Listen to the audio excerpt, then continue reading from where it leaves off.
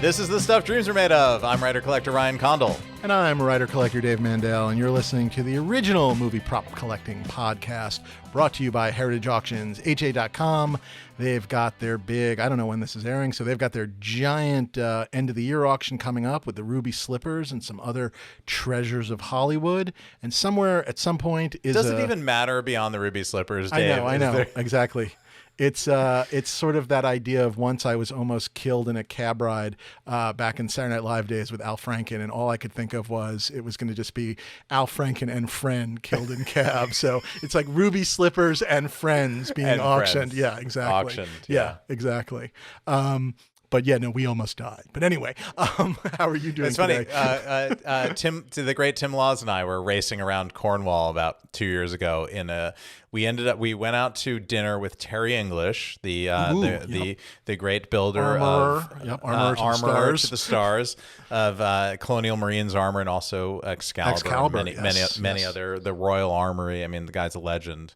And we went and saw him in the deep sort of woods of Cornwall. It actually feels like you've gone through the veil into another world. Like if platform 9 3/4 actually existed, right. That's how you would just end up in Cornwall. Terry's, Cornwall, and then Terry's house specifically, sure. Which is a weird, wild museum in itself. And we went out. We had a lovely dinner.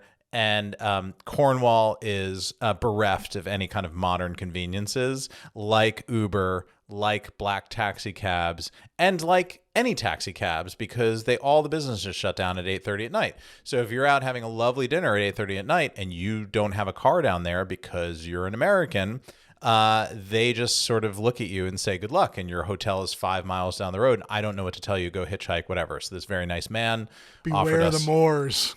Yes, they did. They did say stay off the moors, and this very nice man offered us a ride. Who'd been out to dinner, who's helped Terry out with a lot of his accurizing in terms of like paint colors and paint schemes and all that. Really smart, super knowledgeable guy, ex-police officer. Who really knew how to drive. He was a wheelman. Like if you were robbing a bank, this is the guy that you would want.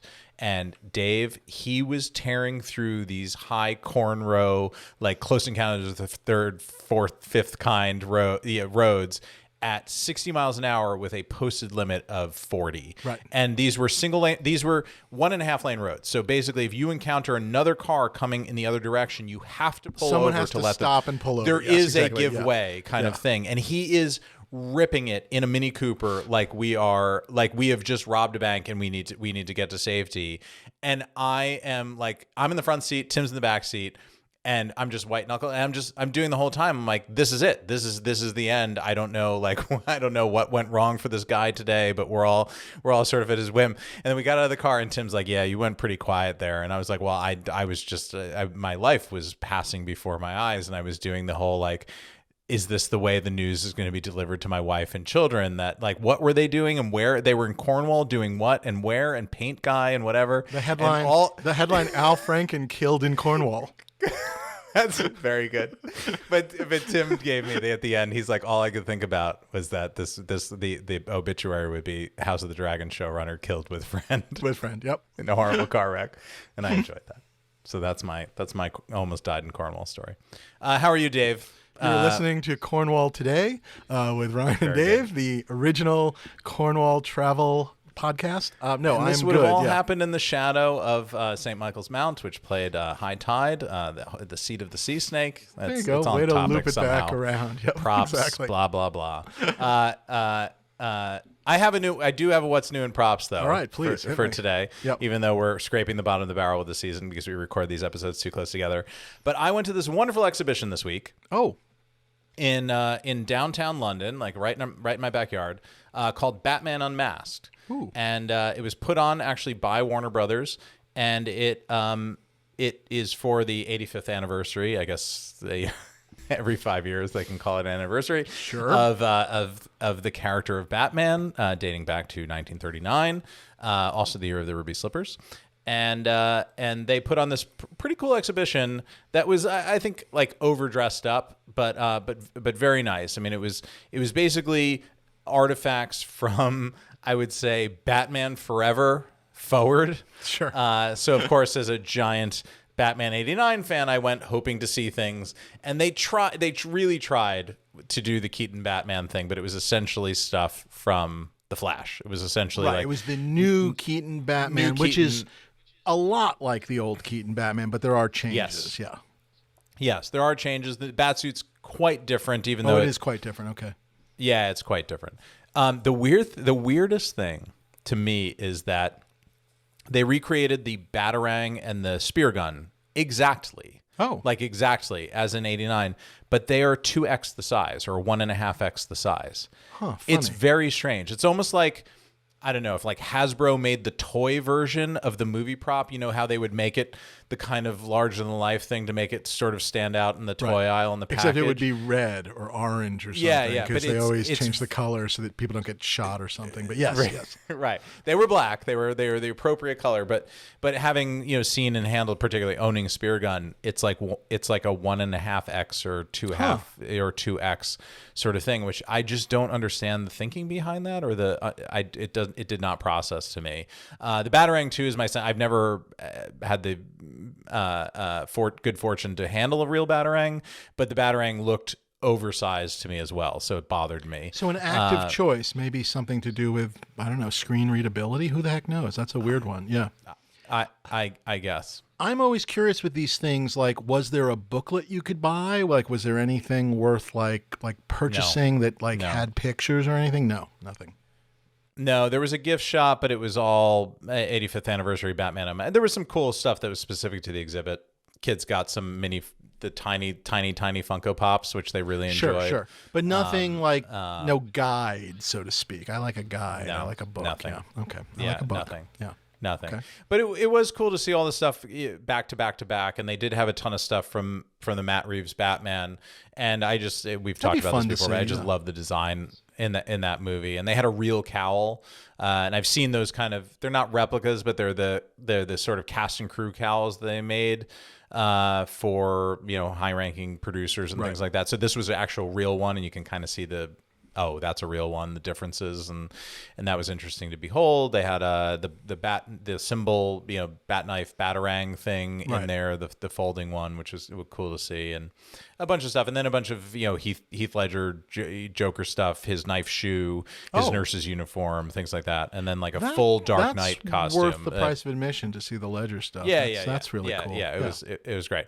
And a delightful Mr. Freeze full head to toe costume, which I really enjoyed standing in front of and taking a selfie with. So, do you know, is this traveling? Like, is this an exhibit that is just based there, or are they is it traveling for the 85th anniversary or anything? Who knows? Yeah, I don't know. This was the first stop, so we'll see. I think it wraps up in November here, so I guess we'll just see where. Yeah, it pops I wonder up if next, it is coming around. Goes to New York or something.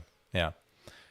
Do you have a what's new in props? I do. Dave? This is something that we almost got to. I almost mentioned, and I sort of thought better of saving it, which is, again, I have no idea I know what today is right now where we're recording this, but I have no idea exactly when this is going to air, but I do think it'll be soon. But on the weekend of October 4th, I went up to Seattle for the yearly, or well, I guess it used to be yearly, but then with COVID and everything, there had been sort of a break. But the return of the in-person Rancho ObiWan sort of fundraising benefit for the museum that Steve Sansweet started up in Petaluma, California, which I have had the pleasure of visiting, and I have been a member of, and I have gotten the chance to. They always set up something special at the different celebration shows. And if you're a member, you get to cut to the front of the line. And you get to see the different things. And I always love that and have always been a part of it.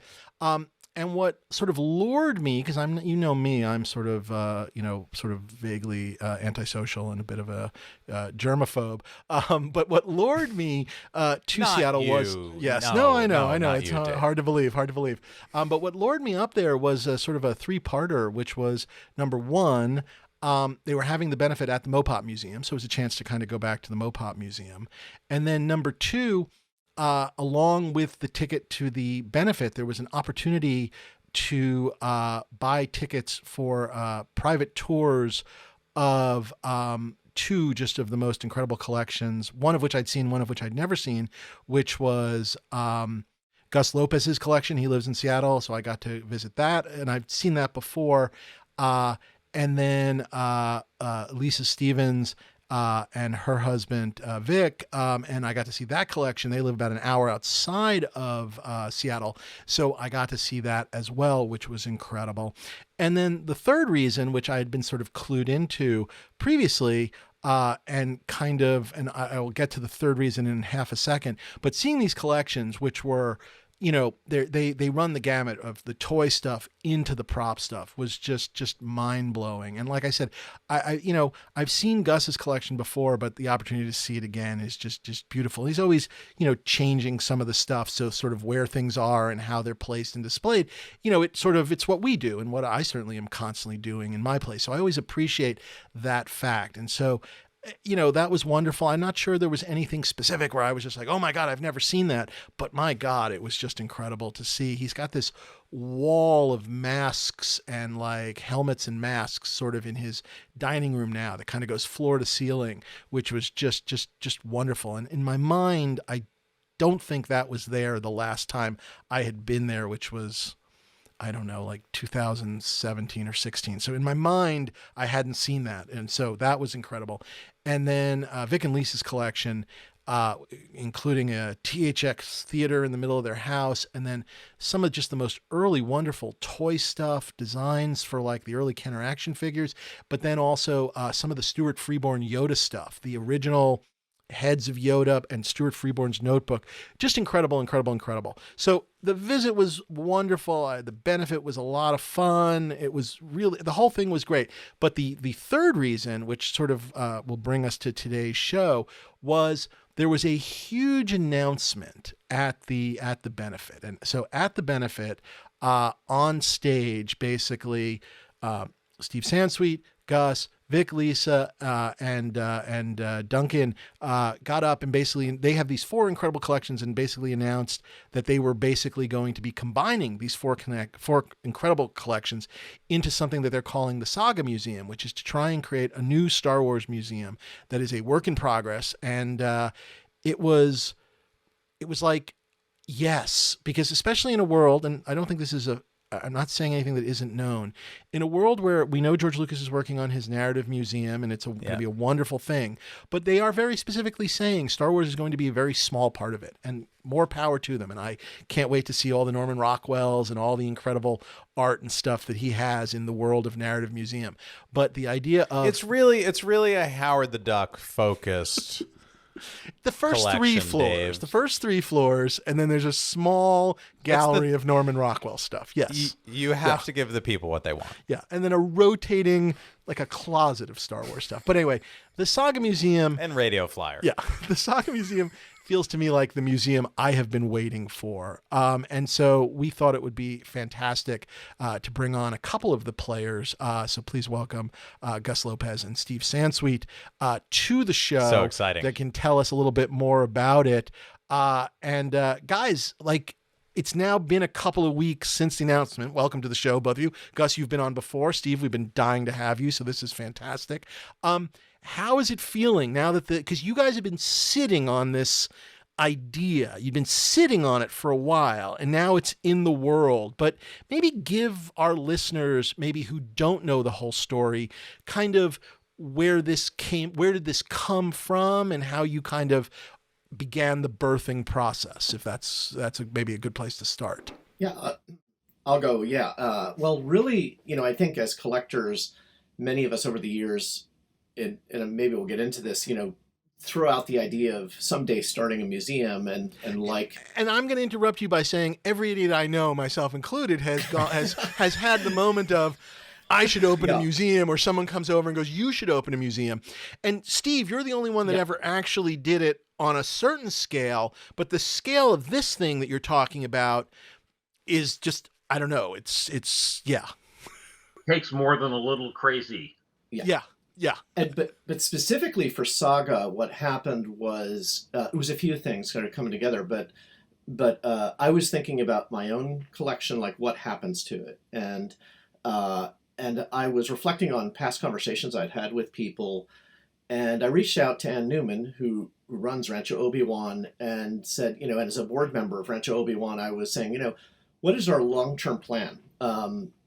In the current location, And I should point out that yourself and all of the people that are involved in this have been on the board of Rancho ObiWan and have been advisors to Steve of his museum since the beginning. So this was always not specifically the Saga Museum, but you have always been involved in the sort of, if you will, public display of this wonderful stuff. Correct. And so what I was discussing with Anne was the idea of like, well, what if we combined Steve's amazing collection and Rancho ObiWan as we think about it today, but said my collection and Duncan's collections, and had a public location in a city location that, you know, was the museum for 100 years or more, you know, location. And she was intrigued by the idea. And I said, well, let me talk to some others and see if there's mutual interest in it. I had had prior discussions with Duncan.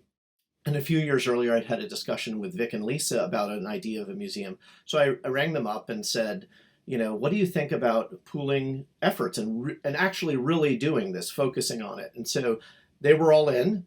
And then I got everybody together and we started meeting and working on it. And that's what really started the And when would that have been roughly? Because if we're talking about now October 2024 that you're announcing it. Yeah, it's like when did this start to become an idea? Spring of 2021. So it was 3.5 years ago. Yeah. Wow. Yeah. So, but it was like, yeah, take this dream of doing a museum and saying it's a lot of work to do a museum. And I think many people that aspire to do it underestimate what's involved and what it means to do a museum. And you know, even for us, we were very naive compared to what we learned and have been learning in the process, and probably still naive about it. But we really wanted to do it in earnest and learn everything about it. And but we were all in and also willing to commit the time and all the other resources we need to do it. So that's really what kicked us off. It was 3.5 years ago, and we came together and we've been meeting pretty regularly to do it. And Steve, I was just going to ask you, obviously you have as the daily concern, you have the Rancho ObiWan, and you have visitors, you have school groups, you do wonderful work with kids and stuff. And this is all still going on. And we should be really clear about this is you can visit Rancho ObiWan. It's not going anywhere quite yet. This is a process. But I was going to ask you, Steve, was this in your mind of like, what is the future of Rancho ObiWan? Is that something that had been weighing on your mind? Well, it's been on my mind since before there was a Rancho ObiWan. Oh, interesting. Okay. In the 90s, Josh Ling, my assistant at that point, came to me and said, people online are asking, on the news groups, are asking, what happens to your collection after you pass? And I said, well, that's rude, but let's say something funny. So we put out, well, Steve's going to be laid out in the middle of his collection and it's going to be imploded around him. And actually, some people believe that. A Viking Star Wars funeral. That would have been kind of perfect. Yeah. Viking funeral indeed. Yeah. That has been on my mind, and it's been on Anne's mind for a while. So the four of us, the four collections, none of us have children. Lisa Stevens says, I have this nightmare of my mother coming in after Vic and I die in some terrible accident and saying, oh, there's a Boba Fett with a loose rocket in the back, $10. So coming together, having a museum, we all were a bit naive at the beginning. Just like when we opened Rancho ObiWan to the public in late 2011, we thought, well, we can have tours every day, maybe 2 tours a day. And after the first week, I said, I give. So that's when we decided to do Saturday tours for the most part. We have docents who now relieve me on the tours and relieve Anne on the tours. And so it works out really well. We have limited groups of 12 people coming so they can hear and see everything. The tours take about 2 to 3 hours, but it's really the stories behind the objects. And that's what's so important about a museum is even a self-guided tour of a museum. There's plenty of information. You can choose to absorb as much as you want, as much as you need. And the stories behind the objects, how they were acquired, how they were used, how they were made, how people got inspired by them. That's what a museum is really about. You guys have both alluded to, you've learned so much. Is there any, I don't know, is there one thing that comes to mind that is just like, I don't know, like, for those of us sort of sitting like, how does someone like start a museum? Like what's been the biggest shock maybe? I don't know. Yeah, I'll give you one. I mean, there's actually a long list of things. I think, I mean, when you do a museum, just to tease a little bit, like educational programs, having a theater, reaching out to the community, just all the different revenue streams of a museum. I think a lot of people naively think it's just about admissions. There's a lot that goes into doing a museum, but I will say a basic one that I think a lot of collectors fall into, which is the idea that, hey, I have stuff beautifully displayed in my house. It's a museum or a private museum. And a museum is so different than that. In fact, museum professionals often joke about collector museums because collectors often think my stuff's beautifully displayed, framed, and in cases, and they think it's a museum. And it's actually, the collection's an important part of a museum, but it's a very small part of a museum. Like you need a narrative, you need, educational programs, you need, you need to have rotation of exhibits, you need, it needs to have a public space. There's so much that goes into a museum. And I think oftentimes as collectors, we convince ourselves superficially that we have a museum. And so I think, and you'll see this because we've done part of researching this is we've toured a lot of museums and we've seen some what I call collector museums, and they're nice. As a collector, totally geek out on it and love them. I would say less than 1% of the public really appreciates them because oftentimes they don't have context, they don't explain the relevance of these things. If you're into it, you love it because you love the pieces, but it really is hard for the public to relate to it. So that's the most common one, I would say. What is the from a guy from the outside that and part of this goes into this. There's forgive me because I forgot the name, but there is a fallacy about collecting, about the things that I own are worth more than the things that everybody else owns because it's the sort of possession fallacy. Or what, Dave, help me. You know what I'm talking about, right? My stuff is better than your stuff. My stuff is better than your stuff, yeah. But there is a thing like that goes into it where everybody just assumes that they're look at me, I work in a museum here. It takes 6.5 minutes to do the tour. But beyond the unthinkable hurdles that you have to mount to do, what is, because we've seen, good people of good means fail in this attempt to found a museum. What if there was a single barrier to entry, the place where most people go down in the attempt to do these things? What is it? Is it finding the space, the land? Is it just the initial startup cost? What is there one thing, or is it just a syndrome of problems that end up taking out everybody at the knees? The biggest burdens, number one, finding a location that works, that is going to bring in enough people. And we have a list of 8 cities or areas that we're looking at. And we're going to send out requests for proposals. The next 2 years, we're trying to raise working capital. But of course, the most difficult thing is raising the funds for a nonprofit museum. And this is a nonprofit. Rancho ObiWan has been a nonprofit since the beginning of 501c3. And we're looking for help and people of a like mind to help us out. But we know that's a big barrier. Yeah, and museums struggle in to your question, like in raising the money to get started, as Steve mentioned, and also even sustaining it. Like the P&L of a museum is a tough one. Like they have, as I mentioned earlier, like there's revenue from admissions, but they constantly need donations. If you look at it, we've studied a bunch of museums, like where their profits and losses come in, and the costs are enormous. You have to pay for a lot of staff, you have to pay for building, facilities, all that. So it's hard. And it's not lost on us that you have to raise a lot of money, but on an ongoing basis, you're constantly having to have memberships. You need big donors, a very important part. And that's once you're up and running. But actually launching a museum, we've also looked at some big museums that have launched and how much they've had to raise, and it's daunting. But it's not lost on us. It's daunting, but we're still going for it. Like that has not scared us from audacious goals. Like we want to build world-class Star Wars museum, but it is hard. And I think what happens is people launch into doing this and fail because they probably thought it was a lot easier than it is. They thought that the target was smaller than they needed to hit, and then they realized that oh man, this is pretty massive. I have to raise a lot more money than I thought, or it's very hard to raise money, and all those types of things. Yeah.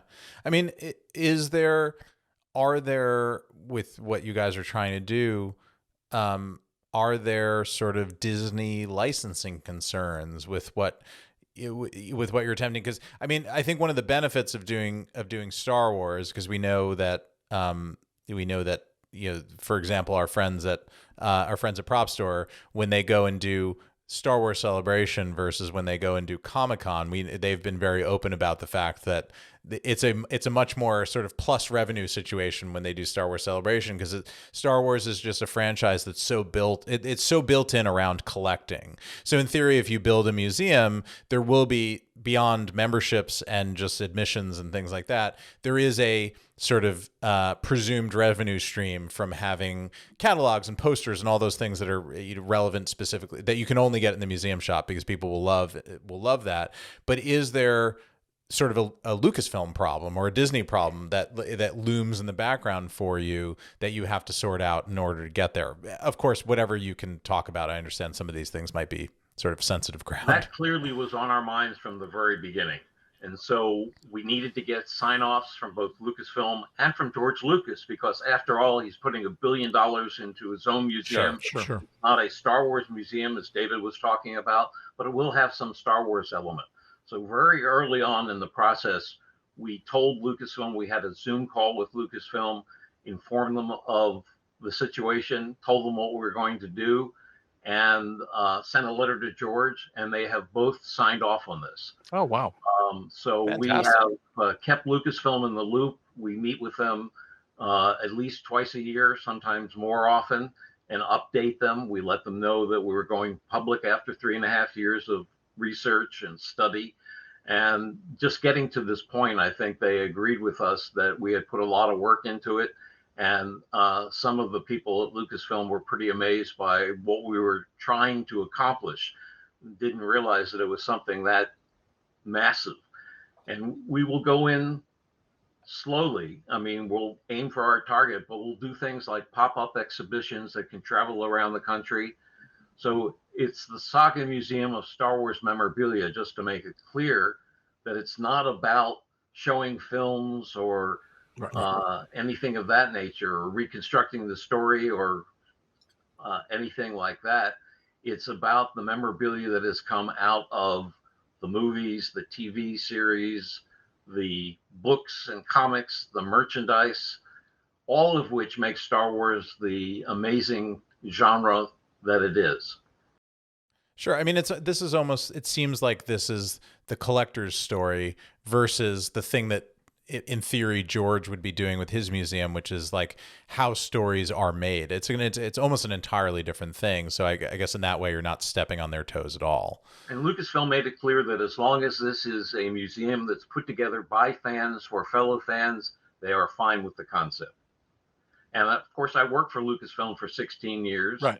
And so I know the ins and outs of what the basis of the company has been, and how the company has really been number one in fan relations from the very beginning. From 1976, a year before Star Wars came out, they had Charlie Lippincott as head of marketing, merchandising, and so much more, who went out to approach fans to let fans know about Star Wars a year in advance. And then Craig Miller, who started the Star Wars fan club internally. And I followed in Craig's footsteps many years later. And Lucasfilm is still fan-focused, very much fan-focused. All of the letters and emails that come into Lucasfilm from fans are answered, and always have been. Very Great. Cool. I love the name. Can I say that? I don't know. Yeah. I was curious, how bad was it? Because naming is hard. Like, did Saga, I mean, I'm not lying. It's perfect. I really dig it. For those of you watching on the YouTube, Steve's wearing one of the new shirts, which, by the way, can be ordered, I assume, at I was going to say, the Rancho. I want a shirt. Is it at the Rancho ObiWan store, or is it a different address if we want to get a shirt? It's at the ranchoobiwan.org, and then on the drop-down menu, Saga Museum. And then from there, you can get that. You can get our first poster from the store with the contribution of $100, and you can ask for a brochure, copy of the wonderful brochure that was put out on the Saga Museum, which tells you all about what our plans are. And great. And I was going to tell everyone this was basically after the announcement at the Seattle benefit. Then all of a sudden this stuff was out, and it was a feeding frenzy in a really great way, which is very funny that you are now generating things that in their own way are becoming collectible. So somebody later can do the Saga Museum of the Saga Museum of Star Wars memorabilia. That'll be a separate museum of your guys' stuff. That's a different thing in the future, like young collectors can kind of get. But that's the Russian doll of collecting, Dave. Yeah. Like, were there others? Was there lists, or how quickly did it emerge? We did formal exercises on it, and and some of us had done formal branding and naming in our professions in our prior lives. So when am I allowed to say, Gus? Is that something you did at Amazon? Are we allowed to say that? Yeah, okay. I did it a few times at Amazon, and some of the others had some experience also with branding, and so. I'm going to interrupt you for 1 second. Yeah. No one's ever done it, but I always thought in a sitcom, like whatever, but it literally could have been in Friends or something, that if someone's job was they were a namer, and that was just the running constant joke of like, well, I'm trying to name a new shoe. I'm trying to name this. I always thought that would be a great sitcom job. Sorry, go on. It has nothing to do with anything. Yeah. I formerly worked in the pharmaceutical industry, Dave. So Did you ever name any of the drugs? No, that was a totally different agency, but we got to see that stuff going on. Oh, you got to see different names. If you were working on a product that was in the FDA cycle, and they had here's the 7 names that it could be in the end, and this is what we like, and this is what we think the FDA will allow. It was hilarious. Especially when you're into the erectile dysfunction category, which is just, I mean, Levitra is one of the most hilarious jokes in the history of the medical sciences. I will just say, yes. So in our process, we looked at a few things, but we had a few candidates, and we threw out a bunch of ideas. And we looked at analysis of what have other museums called themselves, and one of the things we wanted something that was descriptive, like it is the Saga Museum of Star Wars memorabilia, as Steve mentioned. But a lot of museums are either an acronym or have a shorthand. So we also thought people will likely shorthand it as the Saga. So that was a nice benefit of that name. Yep, kind of cool. Yep. So we very quickly got down to a couple candidates, and people really just sort of all rallied around Saga being a great name, and also obviously the nod to the Star Wars saga is a good fit. Saga wasn't an acronym, but it fit well, and it really encompassed the breadth and vastness of Star Wars memorabilia really well. So it just stuck with us. The name Saga Museum has actually been used in other contexts before. There's a museum in Reykjavik, Iceland, that does Viking stuff or something. There are other places where people use Saga, but we love the name. We registered the trademark and the domain, and thought, this is exciting. We're going to use this name. And it was Lucasfilm that wanted to make sure that we use Star Wars in the entire title. Oh, wow.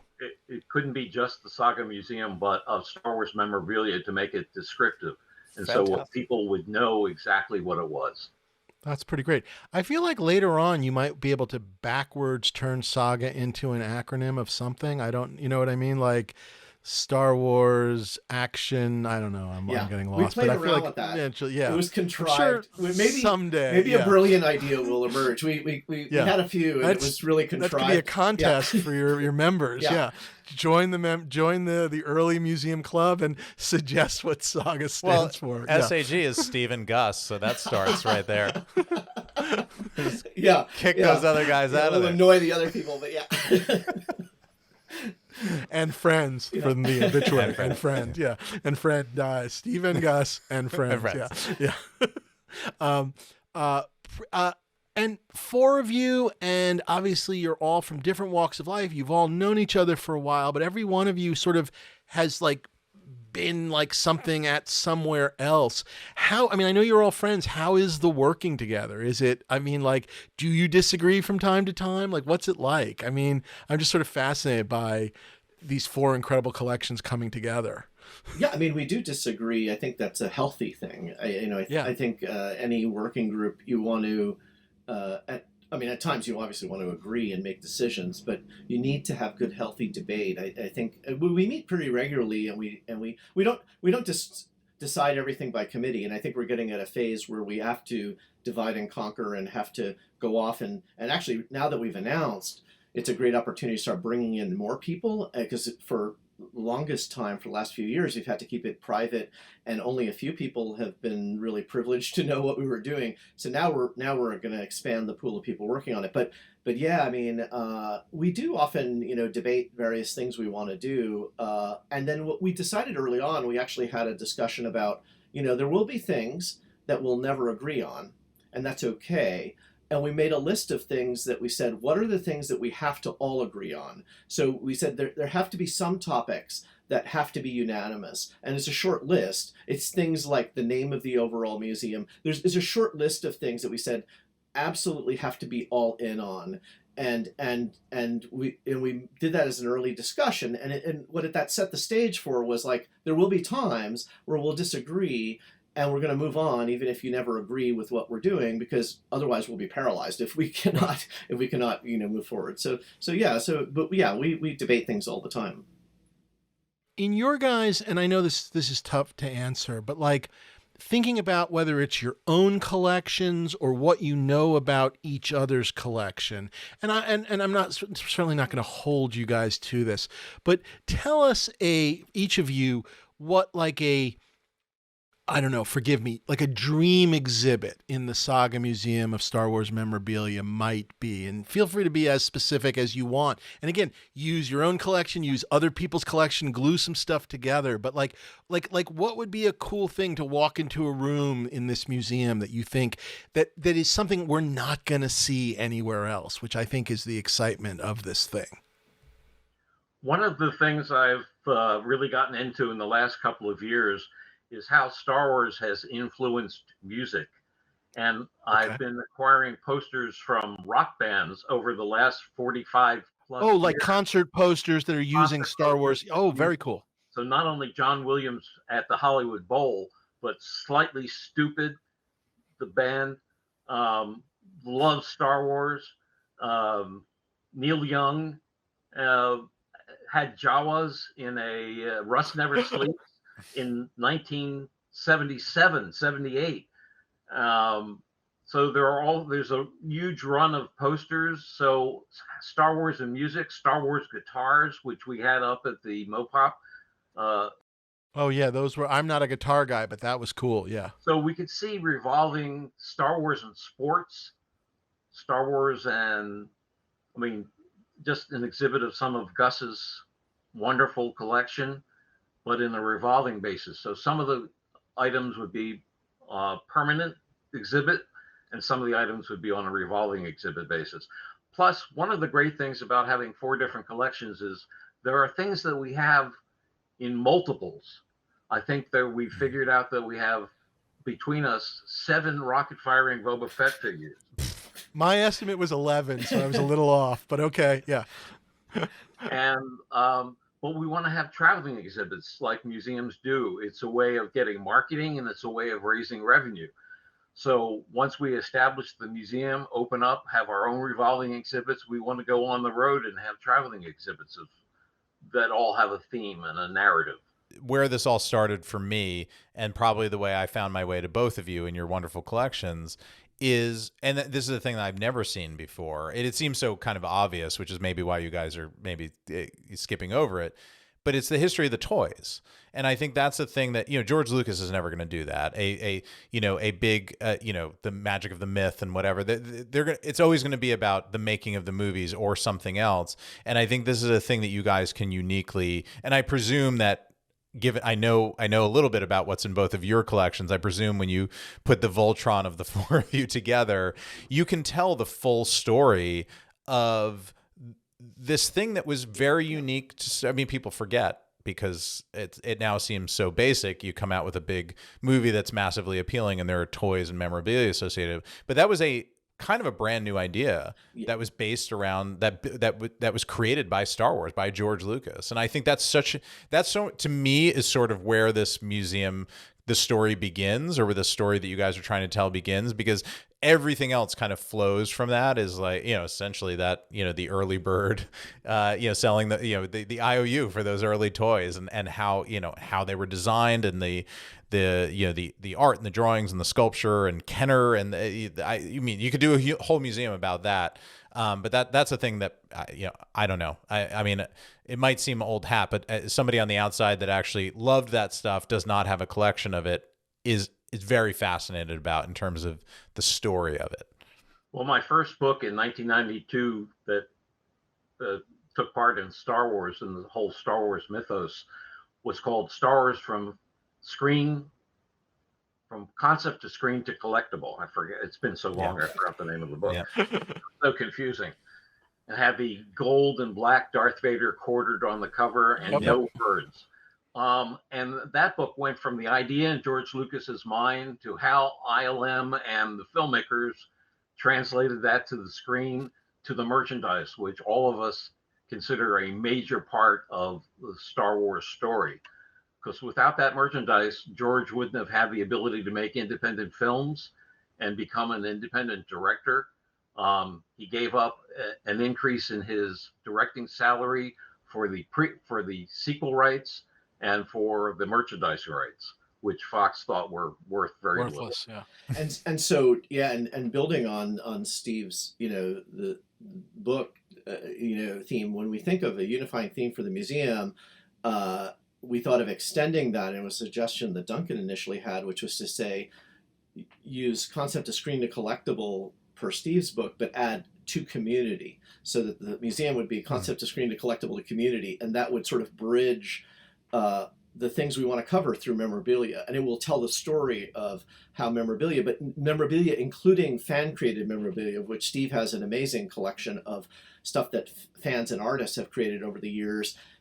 And so you can imagine in our permanent galleries, we will tell that story. You might rotate some of the pieces in it. I think things like Early Bird set will always be in the permanent gallery, explaining that, because that's pretty critical in that story. But you can imagine, like, the story of concept screen and collectible community, that narrative has to be there, because that sort of sets the stage for the whole museum.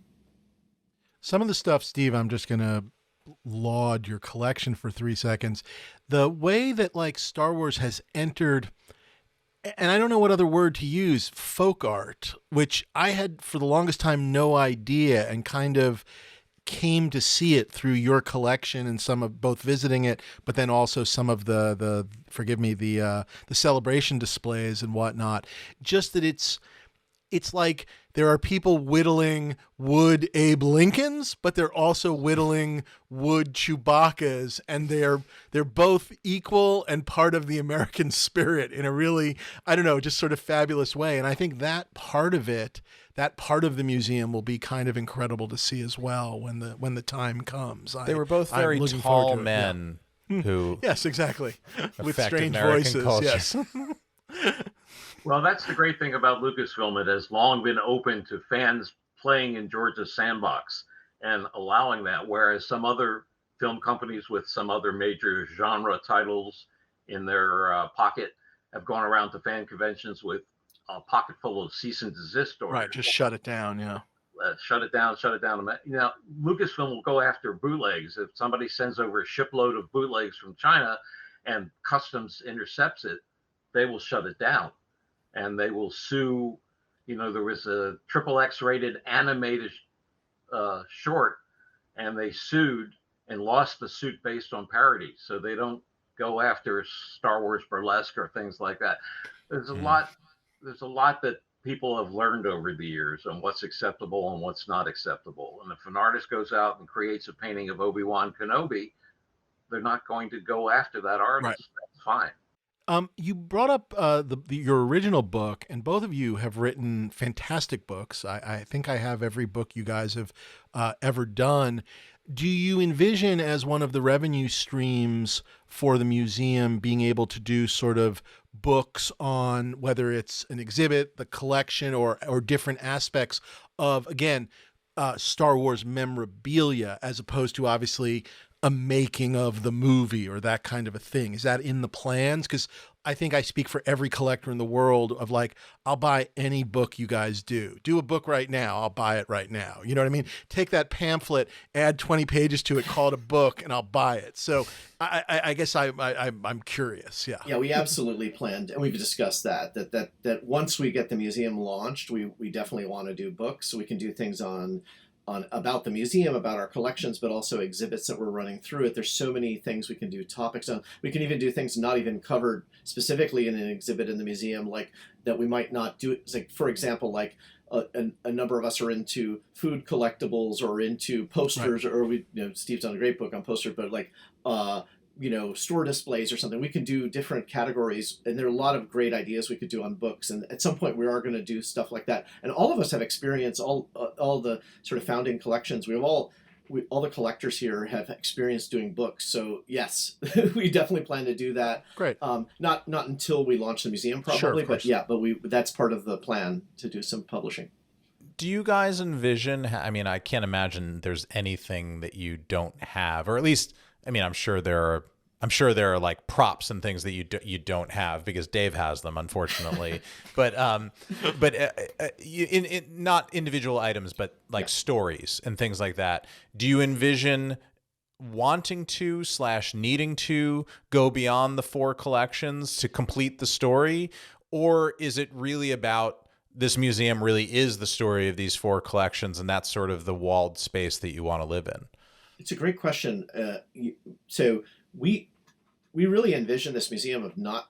I mean, we have enough to, create a museum with these 4 collections because they're vast and cover a lot of ground. But we are not limiting it to these 4 collections. So after we launch, we do anticipate that it will be the community's museum, and that other collections, that there will be opportunities for collectors to loan things and even give things to the museum and have other collections represented in this museum.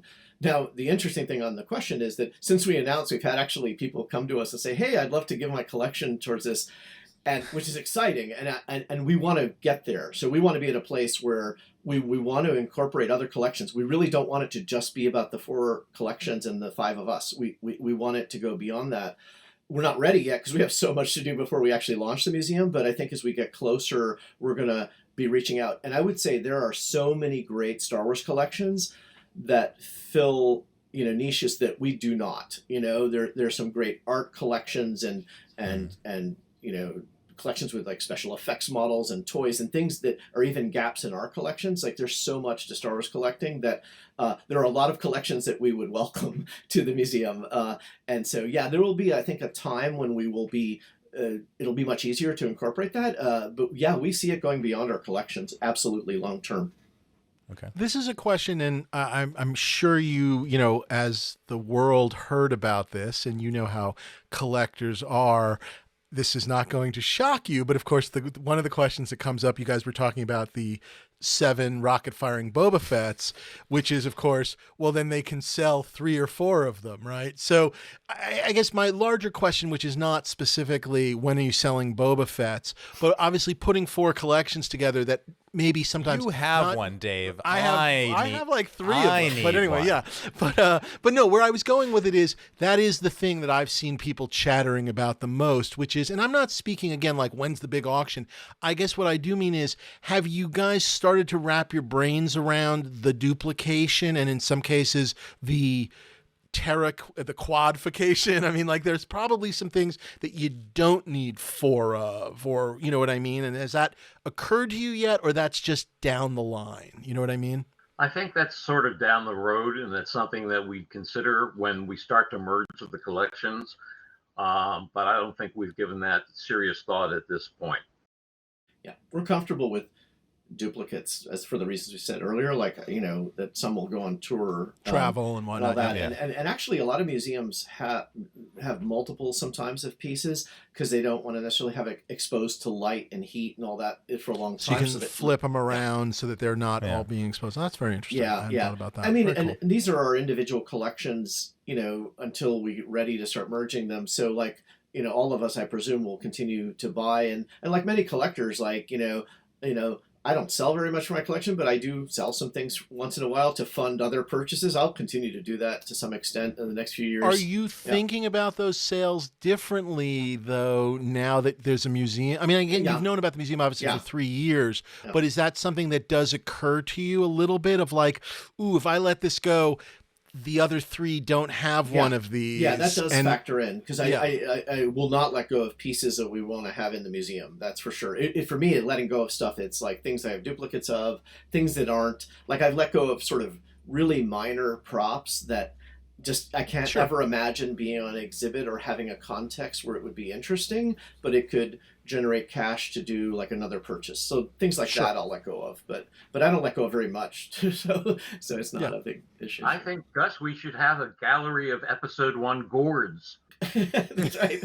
You have enough, or you have enough of them. I mean, I was going to say, I imagine there are some somewhat duplicates in the rocket firing Boba Fett lineup, but even within that, there is the J, right? And then there's the the J, there's the L, there's different paints, there's different, I mean, there are obviously in a way, because that one was never mass marketed, in a way, each one of those 7 is unique, right? I mean, yes. Yes. Yeah. The least unique, most unique prop. It's correct. We always say every Star Wars like hardcore fan I know has one, and yet it was never made and never whatever. That's right. Well, I know 30 people with a stormtrooper helmet, but it's still one of the rarest things. There's something amazing about having a museum and saying, "Look at this rare Boba Fett. Look at 7 of them." Yeah. Here's how they're all different. Question, this is a more broad question, but you guys are 3.5 years into this journey. I'm sure there are more problems, unfortunately, in front of you than solutions, challenges, let's call them, because this is supposed to be partially fun, this climbing of Everest that you're doing. If you had to put your finger on right now, not in terms of the general building of a museum, but like right now, if there was a single biggest challenge in front of you, what is it? And I was going to maybe, just to jump onto that question, I was going to kind of ask, like, tell us where you are. I was going to sort of go, where are we in the process right now? So you've announced, I mean, I think these two questions kind of tie together. Yeah. You've announced, I know you said you're going to send out to 8 different cities to get proposals. That's definitely, like, the where is obviously very important. Fundraising is important, but kind of give us a picture of what's the next phase. Is it a year? Is it 2 years? Like, where are you headed? If the best you can share, obviously things that are what you want to share. We're focused on the capital campaign. So this is really about the next 2 years. So this isn't like we launched the museum in 2 years. This is about a lot of critical stuff that happens in the next 2 years. So this is about selecting a city, so that we hope to do the next year. So that involves sending out requests for proposals to these 8 cities, getting feedback from cities, and seeing what cities might be able to do for us if they're interested in hosting it. It's about doing an economic impact study to look at, if we brought the museum to those cities, what would that do for the local community? How would that help, like, restaurants and hotels and local businesses? It involves raising money. So we're trying to raise $2 million to fund us for the next 2 years. So that's to pay for things like consultants to help us with fundraising, to help us with architects to do project concept, get architectural concepts and draft renderings. And so we need to hire some small staff to get us bootstrapped. And really that's what we're focused on. Then we want to do, as Steve mentioned, pop-up exhibitions and start to kick off some exhibitions that we run in parallel as we do the ramp up to a public museum. So that sets us up over the next 2 years.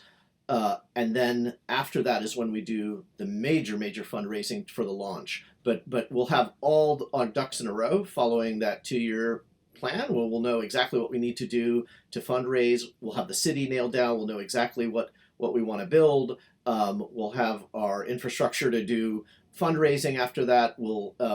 And we'll know the impact on the local community, and we'll have the staff to get started, and a staffing plan of additional staff we'll have to hire after that. So that's what we're really focused on, next 2-year plan. And so the fundraising is really the biggest, is the gate there. We have to really hit fundraising, and really it's about finding like-minded, enthusiasts, particularly big donors that really want to support this at this early stage to get us really take us to the next 2 years.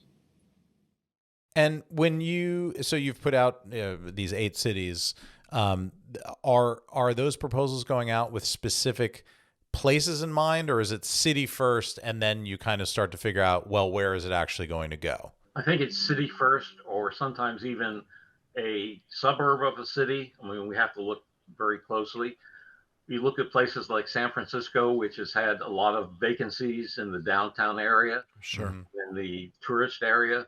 So you look at places that might be possible, but I think we're not looking for specific locations in those cities at this point. We're looking for their feedback as to what they may have available as far as locations, what their thought is, what we can do in the way of tax rebates, etc. and with any luck, hopefully there's a city that wants to help more than some other city, which would be obviously wonderful. Yeah, that'd be a huge factor influencing us. Like if like the ideal would be like a city that says, we've got this property, if you guys take care of renovating it, it's yours for the next 100 years for free. One of those great 99-year leases. Yeah, something like that would make it a lot easier for us in fundraising. It'll by deciding that in the next 2 years, that will of course impact our target for how much we have to fundraise to launch the museum. Right, because obviously constructing something from scratch is different than renovating perhaps an existing thing, or maybe something that doesn't need much renovation. I mean, again, I obviously I'm sure you've thought of all of this, whatever. Just beyond fascinating.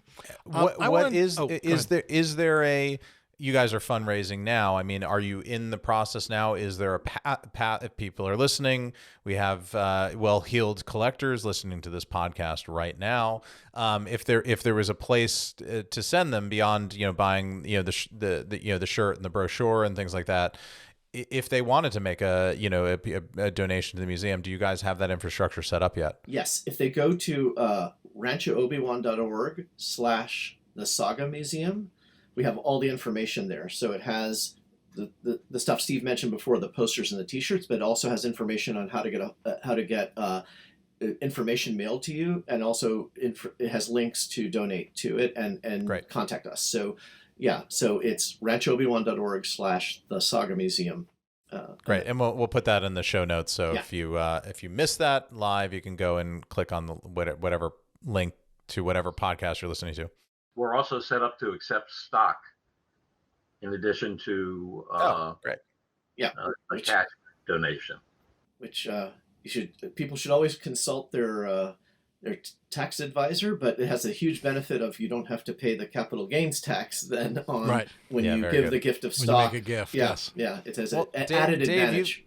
You've been looking to offload those 100,000 shares of Tesla that you have, so. Yeah, my method currently of just wiping my ass with them is not working as well as I would like, but so be it. Oh God, don't get me started.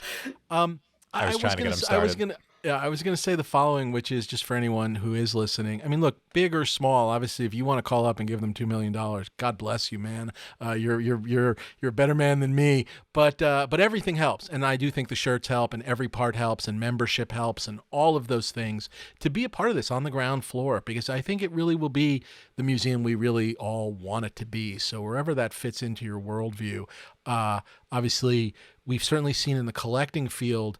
Lord knows we've lost enough auctions to some of these, tech guys that don't seem to care what money is worth. So, don't bid on one or two things and just, give you guys a little funding. I think it'd be pretty good. And then you can lend them it and they can have your name on it. You get to see it. So it's going to be kind of cool. So yeah. Hey, tech guys, think about this. It's a good thing. And and when we get to that point, like when we get closer to, and building the museum and so on, there will be opportunities for corporations and big donors to name things after, wings after them and all that. So we can have the appropriate recognition for the huge donors. And we'll do things as well for people in the capital campaign who give big gifts. And we're working on that, and we'll have some stuff to announce soon about what we'll do to recognize them as well. But yeah, it's very important to honor and recognize the people that help us. And we're going to very much engage people that help us at these early stages and include them in a lot of our events and so on. So we're planning to share more info about that soon. We're working on the details of it right now. Great. I realize this does not help you in any way, shape, or form, but I was going to say, I don't know if you guys are not in LA proper, but the Science Museum in LA, which has acquired this space shuttle, and they're now currently building this whole thing because it's going to stand upright with the original rocket tubes, whatever. They are basically, you can buy a you can buy like one of the heat shield things. The tiles, on it.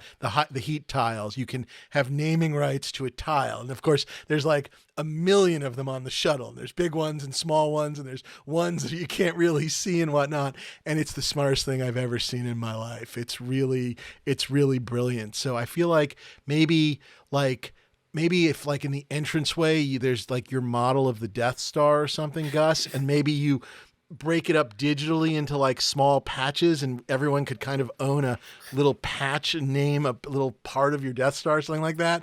There's something in there.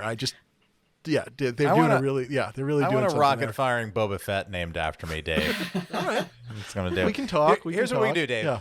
I'm gonna buy your wing of the museum. You buy my wing of the museum. We can. I will. The dedication we'll leave to each other. We can. We can be sincere or funny. We'll. Make it this. It'll be a. This will be stuff dreams are made of in 2026. This will be. This will be our task. Once this podcast hits the big money, I think we'll be. Yes. As soon as this podcast hits the big money, we guarantee you guys a donation. As soon as this thing gets more than 2,000 downloads. But I was going to say we did a great Curb episode, with Larry and Ted Danson, where Ted is donates anonymously, so it says anonymous, but then he's going around and telling everyone that he is anonymous, and Larry gets angry about that. So I think there's a lot of fun with museum dedications to be had. One thing that I was thinking about, because you guys are sort of, and I know there's 4 of you, but we have the 2 of you here, and obviously the other people are welcome anytime. We'd love to talk to them too. But I was curious, not that you guys were rivals, but obviously there are things that you've probably both gone after. Now that the collections are joining together, Gus, what is the piece you've always been most jealous of in Steve's collection? Oh, good question. And Steve, what is the piece you've always been most jealous of in Gus's collection that now you sort of can feel like, I finally get to, I kind of own it a little bit, or I share in it now. How about the pieces that I've sold Gus over the years? Well, that counts too if you miss them enough, but sure. There are tons of things in Steve's collection I'm jealous of. Like I would say, are awesome. Like the dog chow bag from Harper's Dog Chow from Australia from Return of the Jedi is a pretty awesome piece. Amazing. I also love the. Is there a lot of Jedi decoration on it, or is it just like a stripe or something? That's on the bag. Just a sticker. Like that promotes. Well, I love that promotion too, because basically there's like 12 different. They had a premium, which is like 12 different stickers, but they were only available in these huge dog chow bags sold in Australia. So you had to like have a dog that ate a lot of food, or a whole pack of dogs to get all the stickers. So it's like an impossible set to put together. But Steve actually has one of the bags. Like the stickers are hard enough to find, but to find the bag is just incredible. And Steve has one of those bags. I also love, Steve has this from the first Celebration Europe. Randy Martinez did this Sergeant Pepper Star Wars thing. Oh, that I know what you're talking about. Beautiful. Yes, I love that. That it's just a sort of a diorama that was then converted to like 2D art used for the event. But I just always love that sort of Beatles Star Wars tie-in. It's a that's the original. That's the original art. Yeah, that's cool. Oh, that's very cool. 3-dimensional piece. That's really cool. That's excellent. Steve, how about you? Is there anything that jumps out of Gus's, or I don't know, is anything he ever beat you out on that you? I love all the stuff in Gus's collection, but for some reason I am focused on Luke's utility belt. Yes, that is a beautiful. It's so beautifully framed, and there's just something about it that's magnetic to me every time I see it. So. Nope, that's a gorgeous. That would be gorgeous the piece piece. I would try to stick in my pocket and leave with. Yeah. Is that your answer too, Dave? That's a good question. Is that my answer? I do like it for all the reasons. Boy, I don't know. I hadn't really even. I guess I'm being asked a question I wasn't expecting. I do love it. I think I love, for whatever reason, I think I love that Tusken Raider mask the most for whatever reason. There's something about the first movie of it all, and I don't know, and I kind of like the story you told about it, and I don't know, I kind of like both parts of that. So yeah, but I mean, yeah, they're both good. No, not a problem. I'll happily steal whichever one Steve doesn't get a hold of first. Well, and the Luke belt and the Tusken mask came from the same guy. Yes, so they're actually there you go. If we were to donate early on, do you feel we could be involved enough in the planning of the museum that we would know the holes in the security and where the cameras and what they can see and not see at any given time, or maybe hire like sort of a less good security guard for like the 1 a.m. shit? Would that be possible if I make a large enough donation? Is that cool? I just want to know how athletic I need to get in my leotard in order to get through the laser grid. That's my trick. Non-stop laser grid. Yeah. Very good. Fantastic. Well, go and check this all out. And in the meantime, if you have never visited Rancho ObiWan, do yourself a favor and go up for one of the Saturday tours. It is truly worth it. You can certainly buy the shirt. You can donate. You can join that museum right now, which eventually I guess will all kind of blend together. But do yourself a favor for what it's worth. Or try and befriend Gus and get an invite over. Although it sounds like maybe there'll be other benefit opportunities of tickets to kind of like visit yours or Lisa and Vic's collection. So I highly keep your eyes open for those kinds of things, because it was really something special. There was a little Skywalker wine that was pretty nice. Not that you need the wine to enjoy the collectibles, but it made it that much more enjoyable. Yeah. But do check it all out. Yeah. Pretty wonderful. Any other last things you guys want to say before we say goodbye? No, I guess the other thing I would just say is I also mention Rich Smolin and Michael Wistock, who've also been, we've mentioned the collectors, and then Ann Newman, who runs the whole thing. So it's really the eight of us are the team behind Saga Museum. And so you're going to be seeing, Rich, Michael, and Ann, and a lot more of these appearances and so on, but they're also a really key part of this. And so I just want to do a shout out to them as well. They're really central to everything we're doing. I don't know the two guys. God, Ann, certainly my coming up to the benefit was so damn helpful. There's no other way of saying it. She just was on. I knew she was, organizing everything, and yet she also had the time to sort of like tell me where to go, which was really, really wonderful. So yeah, she's a keeper. When you guys make your decisions, I think put her in the plus file. Okay. Yeah. She's a keeper. Yeah. Anne came here years ago. She was going to stay 6 months to do the inventory. It's been 18 years. Still not done. Not a good employee. Still not done. I think she's padding her hours. That's what it sounds like to me. Yeah. The archiving is forever, Dave. Oh God, don't I know it? Yeah. Send her over to my house when she's done with you, Steve. Okay. Yeah, will you guys have a wing open for monkey radiator caps? I'm just I'm curious. Dave has a problem, and it's now bled into my house because I have one of them. It's immediately right over there. So. If you need a place for me to send it, the Saga Museum of Star Wars memorabilia, and Monkey that's the A. That's the A. That's the A. Yep. Steve and Gus and Monkey Radiator. The M in museum is for Monkey Radiator caps. That's awesome.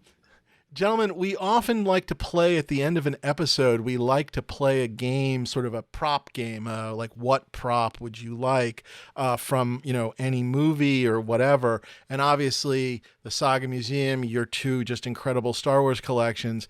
It seemed best to have you go. If you could have any prop from the Star Trek saga in your collection, what would you like to have from the Star Trek? It can be the original series, it can be any of the shows, it can be the films, it can be the new ones, but anything from the Star Trek saga for your collection, what would you have? I wouldn't mind a tricorder. Okay, look at that. That's a real answer. I had a toy version of that many years ago. Well, Steve, when you started, you were a fan of, forgive me, space toys, right? Like in general, right? Like a lot of different kind of things. Yeah. My collection was really big rockets and robots, Japanese wind-up and battery-operated tin toys, but a lot of Star Trek. In fact, I lent 40 of my Star Trek toys to the Smithsonian Air and Space Museum. Oh, wow. For their early 1990-91 Star Trek exhibit. And that led eventually to the Star Wars exhibit in '97. Introduced the curator to. Oh, very cool. Film. So you are not a Star Wars fan that hated Star Trek, which is a little bit not at all. The cliche, if you will. It's all great. Yeah. Yeah. All right, Gus, anything from Star Trek for your collection? Yeah, so I don't hate Star Trek, but I'm not a huge fan of Star Trek. Although my wife Pam loves Star Trek, so this is often a fun thing we get into because she loves Star Trek. Opposites attract. Yeah. Get something for Pam, Gus. Yeah. She's suffered enough. Yeah, what would she like? The Starship Enterprise from the TV show, the model would be incredible. Amazing. I mean, Insane, I love the special effects models from Star Trek, and as a prop collector, I totally appreciate that stuff. Just blows me away when I've seen those pieces in person. So that's what I would pick. Oh, they're incredible. There's one I believe at the Smithsonian right now, which is pretty great to see. Ryan, anything from Star Trek that you're missing these days? I mean, I would go next gen.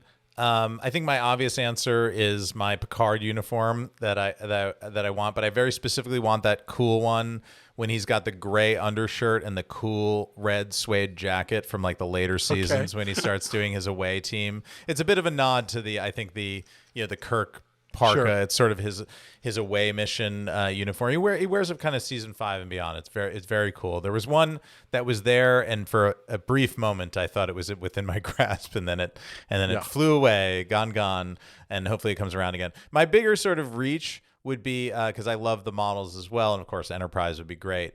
I've always loved the design of the next gen Romulan Warbird.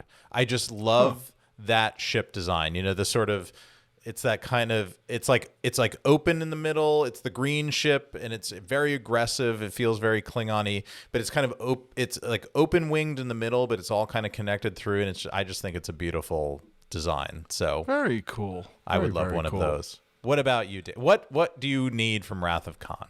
I'm not even going to pick a Wrath of Khan. The piece I would probably pick if I could have anything in the world is sitting at the Mopop Museum, which is the Kirk, the Enterprise chair, the command chair. Yeah, it is just incredible.